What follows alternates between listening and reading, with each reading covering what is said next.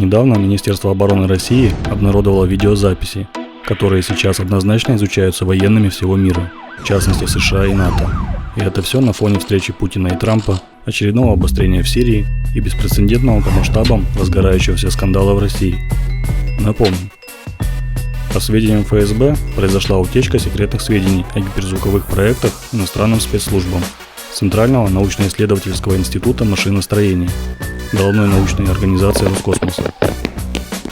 Конечно, тут возникает очевидный вопрос, а стоило ли показывать мировой общественности более детальные видео с новыми видами гиперзвукового, лазерного и подводного оружия?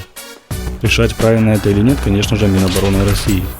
Но то, что сейчас западные спецслужбы всего мира начнут настоящую охоту за российскими новыми разработками, это факт. И у наших спецслужб будет сейчас очень много работы. Ведь если смогли передать данные с головной научной организации Роскосмоса, то что говорить об остальных организациях и сколько еще может быть скрытых агентов, так сказать. Но самое страшное будет, если были переданы проекты по решению проблем, над которыми бились наши ученые не один год, и которые не могли решить, кстати, на Западе. Например, композиционные материалы, выдерживающие запредельные перегрузки и температуру, постоянная радиосвязь сквозь плазму, в которой движется авангард, а также долгие полеты на гиперзвуке для кинжала и так далее. Если это произошло, то в ближайшие годы у Запада однозначно появится гиперзвуковое оружие, что за собой может повлечь ряд непредсказуемых последствий и напряженности для России и в целом для мира, тем более учитывая все более обостряющееся противостояние между Китаем и США. Касаясь показа видео, тут, конечно, может быть вариант, что российская разведка сработала на опережение. Таким путем, по сути, что первый раз в марте 2018 года, что сейчас остудило горячие западные головы. Мол, ребята, мультики кончились, вот смотрите, если еще сомневаетесь. Правда, даже после этих довольно впечатляющих видео в сети вылилась масса критики, и все равно остались те, кто упорно продолжает твердить, опять мультфильмы, и не показывается оружие в действии, и внешний вид все равно не полностью открыли, и так далее. Ну, как по мне, не верят, да и пусть. Крымский мост тоже кое-кто не верил, что построят. Впрочем, так же, как и в заявлении Владимира Путина еще в далеком 2004 году, когда он впервые заявил, что Россия уже разрабатывает и испытывает некоторые образцы оружия на новых физических принципах. Но сегодня пойдет речь не о том, кто кого и кто во что верит, а поговорим мы действительно об очень мощном и грозном беспилотном монстре, который может плавать в глубинах океана неограниченное время на межконтинентальное расстояние, и причем с большой скоростью. О скорости, кстати, и как такое стало возможным, мы постараемся разобрать более детально. Об этом не только смотрите далее в спецпроекте «Посейдон» или «Ядерный монстр из глубин».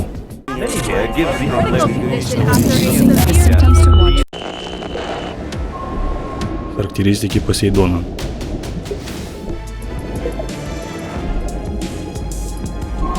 Известно, конечно, не так много, как хотелось бы. Однако, обрисовать некоторые характеристики уже можно, и они действительно впечатляют. Океанская многоцелевая система Посейдон оснащена ядерной энергетической установкой нового поколения, которая будет снабжать энергией перспективные беспилотники.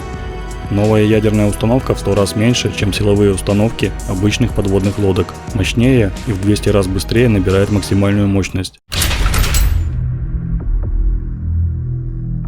В России разработаны беспилотные подводные аппараты, способные двигаться на большой глубине, я бы, знаете, сказал, на очень большой глубине, и на межконтинентальную дальность, со скоростью, кратно превышающей скорость подводных лодок, самых современных торпед и всех видов, даже самых скоростных надводных кораблей.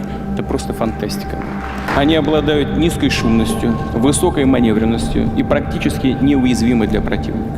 Средств, которые могут им противостоять, на сегодняшний день в мире просто не существует. В декабре 2017 года полностью завершен многолетний цикл испытаний инновационной ядерной энергоустановки для оснащения этого автономного необитаемого аппарата. Ядерная установка имеет уникально малые габариты и при этом сверхвысокую энерговооруженность. При объеме в 100 раз меньше, чем у установок современных атомных подводных лодок, имеет большую мощность и в 200 раз меньшее время выхода на боевой режим, то есть на максимальную мощность. Результаты проведенных испытаний дали нам возможность приступить к созданию принципиально нового вида стратегического оружия, оснащенного ядерными боеприпасами большой мощности. Мало кто обратил внимание под понятным впечатлением, когда Путин рассказывал о новых видах вооружений. А ведь, как говорится между строк, он также упомянул об очень важных технических параметрах малой ядерной энергоустановки дрона. Тогда российский лидер сообщил, что несмотря на компактность, реактор имеет два режима мощности – маломощный и мощный. А ведь такой режим доступен только реакторам с охладителем на жидком металле, который способен выдерживать экстремальный перегрев на 1000 градусов без сильного теплового расширения. Например, реакторы с охлаждением на воде или паре не способны выдержать быстрое изменение мощности реактора и попросту могут взорваться. Для подлодок, а также для новых дронов этот режим критически важен, так как изменение мощности реакторов требуется для быстрого выхода из стелс-режима, так называемого подкрадывания к цели или наоборот, для скрытности.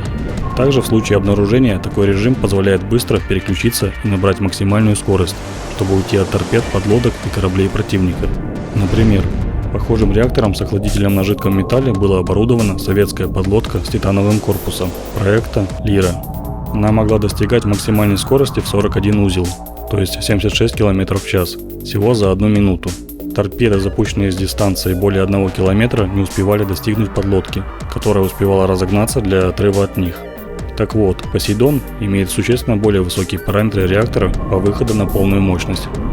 Но и это не последний сюрприз для заокеанских коллег. У дрона есть стелс-средства скрытности от акустических систем обнаружения. Также, благодаря тому, что ядерный дрон может погружаться на очень большие глубины, по неподтвержденной информации 1 км и более, и двигаться с высокой скоростью, которая многократно превышает как подводные, так и надводные корабли, то «Посейдон» неуязвим для противолодочных средств вероятного противника. И более того, как считает большинство экспертов, дрон сможет разгоняться до 185 км в час или выше на межконтинентальные расстояния. Также подводный монстр глубин, как его уже прозвали на Западе, двигается по непредсказуемой траектории, что делает невозможным для противника просчитать траекторию движения для удара по дрону, если его обнаружат. Как считают эксперты The Times, дрон имеет 3D-сонар нового поколения, позволяющий получать 3D-изображения подводных объектов, а также установлено умное оборудование для прослушивания окружающей среды. Но насколько эти технологии совершенны, достоверной информации нет и вряд ли скоро появится. Данная система способна действовать как по корабельным ударным группировкам, ударным авианесущим, так и по любому объекту на берегу и точечно, и в целом по всей системе инфраструктуры. Океан под контролем.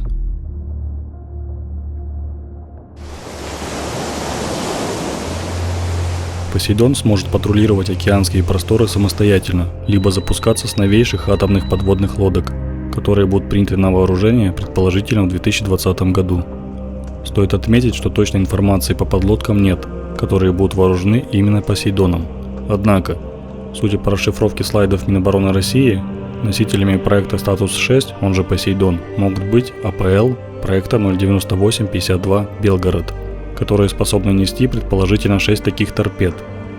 Кстати, Павел Подвиг считает, что небольшая подлодка, закрепленная под корпусом «Белгорода», не является торпедой «Статус-6», так как «Статус-6» меньше в размерах.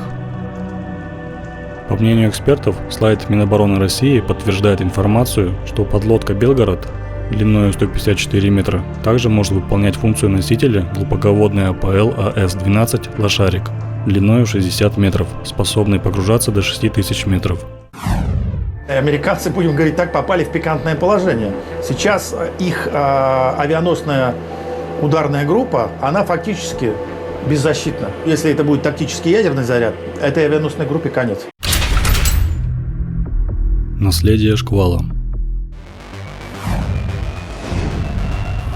Размеры беспилотного монстра глубин довольно большие, но что больше всего меня заинтересовало во внешнем виде «Посейдона», так это передняя часть и замыленные отдельные участки, которые постарались тщательно скрыть от наших глаз. Но кое-что при большом увеличении все-таки удалось разглядеть. Тут можно предположить, что наши ученые действительно, похоже, совершили прорыв, не только в торпедостроении. Однако не без помощи разработок и фундамента, что оставили советские ученые. В советское время, кстати, этот проект по созданию ядерной движущейся бомбы носил название Т-15 или проект Сахарова, но был заморожен еще в 50-е годы прошлого века из-за нехватки средств на реализацию столь масштабного предприятия. Вообще, если для нынешних военных планов США историческая параллель с бессмысленной линией Мажино разрушительна, то для российских разработчиков наш исторический опыт как раз плодотворен. Ведь если присмотреться к представленным сейчас изделиям, то минимум в одном из них явно прослеживаются заветы великого гуманиста XX века, академика Андрея Дмитриевича Сахарова. А что, собственно, изобретал отец термоядерной бомбы Андрей Сахаров? На самом деле, боеголовку для гигантского подводного беспилотника, торпеды, которая доставит заряд в 100 мегатонн к берегам Америки. Сахаровская идея была в том, чтобы серия супермощных взрывов вдоль побережья могла спровоцировать гигантскую волну-убийцу. Тот секретный советский проект назывался Т-15. Сам Сахаров описывал свою идею так. Я решил, что таким носителем может являться большая торпеда, запускаемая с подводной лодки. Я фантазировал, что можно разработать для такой торпеды прямоточный водопаровой атомный реактивный двигатель. Целью атаки с расстояния несколько сот километров должны стать порты противника. Корпус такой торпеды может быть сделан очень прочным, ей не страшны мины и сети заграждения. Конечно, разрушение портов, как надводным взрывом выскочившей из воды торпеды со 100 мегатонным зарядом, так и подводным взрывом неизбежно сопряжено с очень большими человеческими жертвами. И вот как сахаровскую концепцию уточняет недавно ушедший от нас Валентин Фалин. Он предлагал, уже по-другому, чем я, но предлагал создать энное количество 100 мегатонных бомб, разместить эти бомбы вдоль западного и восточного побережья Соединенных Штатов, в море, в океане, в Атлантическом и Тихом. И если американцы затеют войну, взорвать. Поднимется волна 40-60 метров, смоет всю Соединенные Штаты. Тогда при Сахарове этот проект Т-15 не был реализован, поскольку не удалось создать компактный атомный реактор в качестве двигателя для «Царь-торпеды». Сейчас эти технические задачи решены. Судя по всему, чтобы Посейдон мог разгоняться до больших скоростей, ученые применили технологии, которые были у самой быстрой в мире торпеды «Шквал».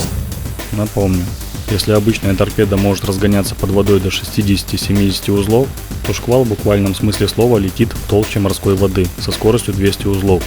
Это примерно 370 км в час, что является абсолютным рекордом для любого подводного объекта. Развивать в воде такую скорость совсем непросто, мешают многие факторы. В первую очередь сопротивление воды, которое примерно в 1000 раз больше, чем в воздухе. Изюминка скорости «Шквала» в эффекте суперкавитации. Торпеда, по сути же ракета, не плывет в воде, а летит в газовом пузыре, каверне, которая сама и создает. В ее носовой части расположена специальная деталь – кавитатор. Она представляет собой эллиптической формы плоскую пластину с заточенными краями. Кавитатор, слегка склоненный к оси торпеды, создает подъемную силу. При достижении скорости вблизи края пластины кавитация достигает такой интенсивности, что образует пузырь, который обволакивает торпеду и уменьшает гидродинамическое сопротивление. Для этого используется дополнительный поддув за счет отверстий, через которые подается воздух от отдельного газогенератора. Но главная проблема «Шквала» была в том, что система самонаведения в виде гидролокаторов не способна пробиться сквозь газовый пузырь. Поэтому торпеду приходилось программировать буквально перед пуском, что снижает вероятность точности поражения. В Посейдоне, судя по всему, эту проблему решили. Любопытные детали. Посмотрите внимательно на изображение, где отмечено красным. Ничего не заметили необычного? Есть малое отверстие, которое я обозначил под номером 1, и, судя по всему, там установлены выдвигающиеся механизмы для создания газового пузыря, каверны. Отверстия, которые я обозначил под номером 2 и 3, могут быть или водозаборниками, или дополнительными поддувами, через которые может поддаваться воздух для создания газового пузыря вокруг дрона. Также обратите внимание на вот это изображение, где видно, что Посейдон движется как бы в облаке газового пузыря. Далее отчетливо видно, что здесь военные убрали какой-то механизм с изображения. Там попросту замазанный квадрат. Возможно, там находятся выдвижные стабилизаторы, как и на суперторпеде «Шквал», а может дополнительный механизм для создания газового пузыря. Ведь если «Шквал» мог погружаться до 30 метров, то Посейдон работает на глубинах до 1 километра, а может и ниже, где очень большая плотность и давление. Чтобы создать облако пузыря на таких глубинах, нужны очень большие мощности, которые, наверное, только возможны как раз таки благодаря ядерной энергетической установке. Кстати, обратите внимание на вот эти отверстия. Вполне вероятно, что они также отвечают за создание газового пузыря вокруг дрона. А вот устройство толкающего винта, кстати, военные решили все-таки скрыть и запутать основательно. И тут стоит только догадываться. Вот два изображения, где издалека видно большой винт, а при приближении большого винта нет, и видно или малый винт, или дополнительная установка для разгона. Надеюсь, кто более детально знает эти тонкости, в комментариях дополнит меня.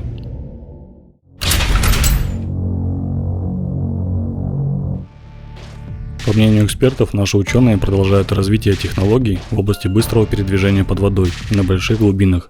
И все идет к тому, что вполне вероятно эти же разработки применят и к подводным лодкам нового поколения, которые также будут способны развивать большие скорости. Но все же, как видят многие эксперты, именно беспилотники являются приоритетом для всех армий мира. На сегодняшний день развитие беспилотных аппаратов достигло небывалых размеров. Я как-то уже делал видео по этому поводу, рекомендую к просмотру, кстати. Ссылка ниже в описании, а также в конечных заставках. В дальнейшем мы обязательно поговорим и о других разработках, таких как боевой лазер «Пересвет», крылатая ракета «Буревестник» и, конечно же, грозный и могущественный комплекс «Сармат», который уж сильно беспокоит Пентагон. Ну и, кстати, не зря. В завершение предлагаю послушать диалог, рассказанный экспертом про Трампа и главу Пентагона Джеймса Мэттиса, получивший прозвище «Бешеный пес». А я с вами прощаюсь, подписывайтесь, делитесь видео с друзьями, дальше будет только интереснее. К Трампу пришел глава Пентагона Мэттис и сказал, что русские наконец-то создали РС-28 «Сармат» и успешно ее испытали. Он говорит, что мы можем сделать, если русские по нам запустят «Сармат». Он говорит, мы ее увидим, определим ее старт. Через 5 минут мы определим, что это стартовал «Сармат». Через 3 минуты я зайду к вам в кабинет. Он говорит, и что? Он говорит, и все.